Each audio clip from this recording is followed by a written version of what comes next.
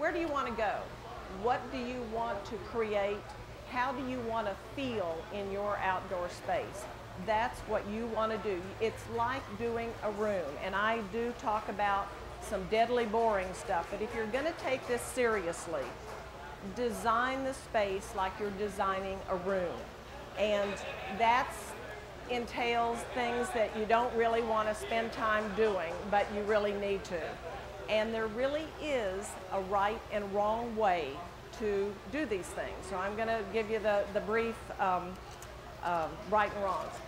When you're doing a space, if you're doing an interior room, the room itself is measured in feet and inches. If you have a room with a 7-foot window and a 7-foot wall, it's 7 feet.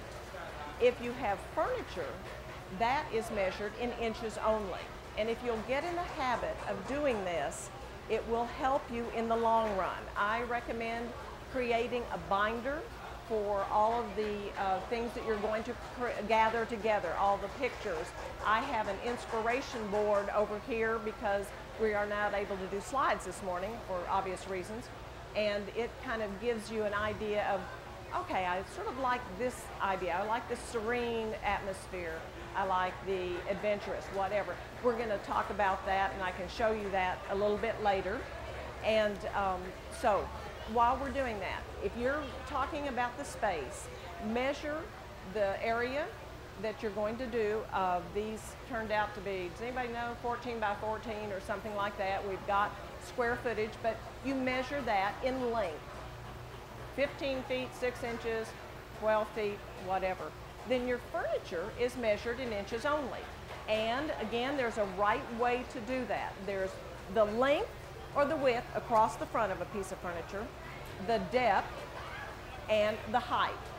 And it's feet and inches. If you've got a 7-foot sofa, if our sofa back here is 7 feet, you measure it in inches, so it's 84 inches. Then you measure front to back, the depth, and you'll see this. You'll have 3 numbers on every piece of furniture you ever see. The width times the depth times the height. And if you'll get in the habit of doing that, you'll actually be able to identify furniture by looking at the measurements. You've got something that's 84 inches by 36 inches deep by 12 high, 32 high, whatever. If you have a table that is 60 inches long, 36 inches deep, and 18 inches high, you can tell what kind of table that is immediately. It's a coffee table because it's only 18 high. So that is what you want to do. Measure your furniture that you have so that you know what room you have left for the ones that you want to make it, to turn it into that interior. You want to have an overall plan, just like an interior room. And you want to consider your givens, the things that are permanent, the things you're not going to change. There are colors of fabrics that you might have. If you came in and purchased this set, you've got a starting point already. It's the colors of those fabrics. You may have the color of the house that you want to deal with. You may have a nice taupe stucco, or you may have a warm Tuscan feeling in your stucco. Work with that, don't fight it. And then you want to go forward with what it is that you want. You always must consider the function first. What do you want that space to do? You want to cook, you want to entertain, you want to relax, you want to play games. Allow for spaces for what it is that you want that space to do for you.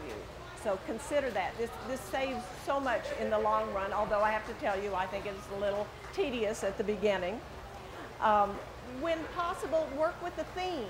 If you have a love of Africa, I just visited a client yesterday who came back from a safari in Africa where they only, thankfully, did tranquilizer darts and took pictures.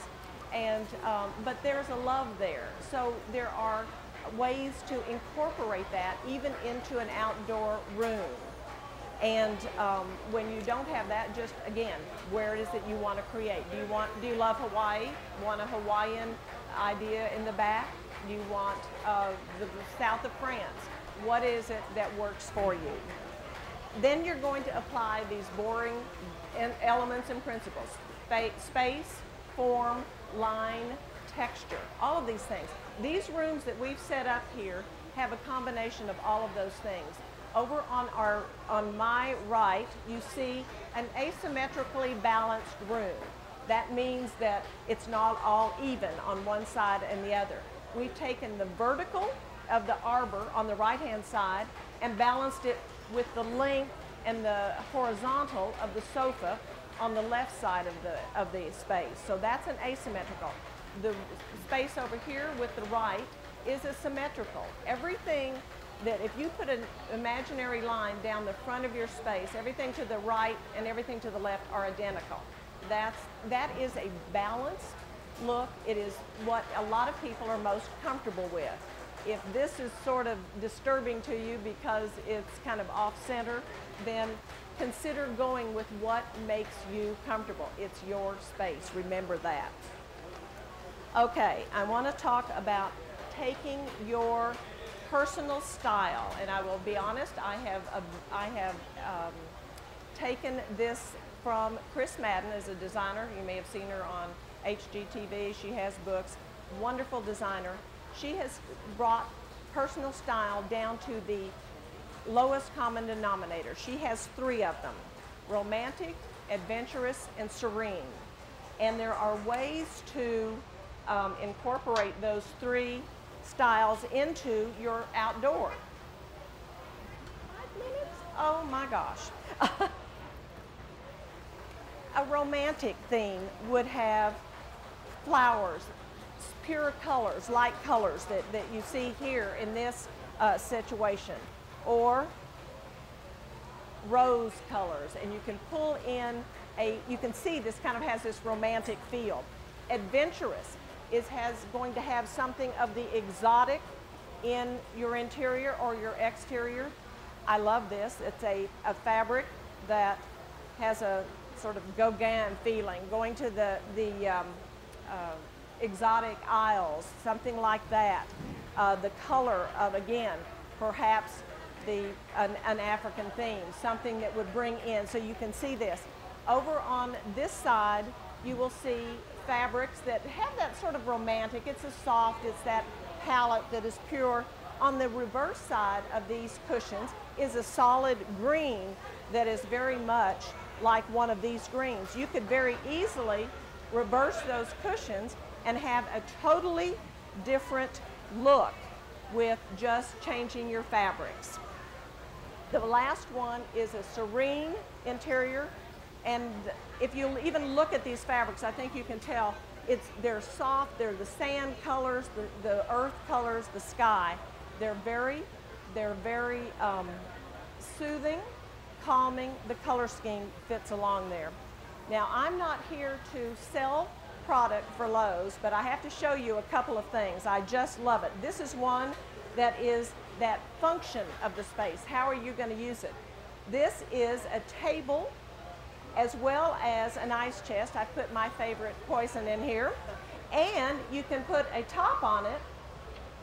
It becomes the table, or it becomes a fire pit. That's that multi-function that you really want to encourage in your outdoor spaces. A couple of other things. At the bottom of your handout, you'll see that we decorate with the 5 senses. Do it in every room if you can. Do it in your exterior. You've already got some places to start with your visuals, what you've created. You've got some sound with perhaps a fountain or chimes. I think that that soft sound comes through and is a wonderful way to create an atmosphere. Smell, you have the burning fire, or you have the fragrance of the flowers. Touch, that's your variety of fabrics that you bring in together. I think every room, even an outside room, should have a whoopee so that you've got something to comfort you and to cover up with. And then go for some whimsy in your areas. Express your personality, but go for some whimsy. I just fell in love with this. How great is this to have a light functioning and then also add some character and fun. And this is just for fun. If we can't make it fun, why are we doing it? So do that. And then finally, I love this. These little stakes here with live, love, laugh, all those important things. Personally, this one would be mine. Grow, darn it, because that's what I would have to do to an outdoor space. They're telling me that I'm going to have to wrap up now. I'm going to be around for questions if you have any. Be glad to answer them. And the inspiration board is over here to enforce those maybe romantic ideas, adventurous or serene. I want to thank you all very much for showing up. Thanks.